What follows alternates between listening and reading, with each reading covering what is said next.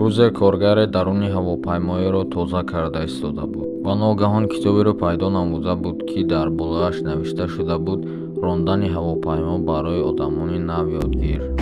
саҳифаи якумашро кушод, ки навишта шуда буд: барои ба кор даровардани ҳавопаймо тугмаи сурхро пахш кунед.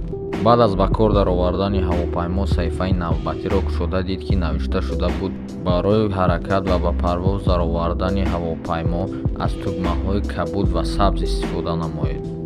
ва ниҳоят ҳавопаймо ба парвоз даромад.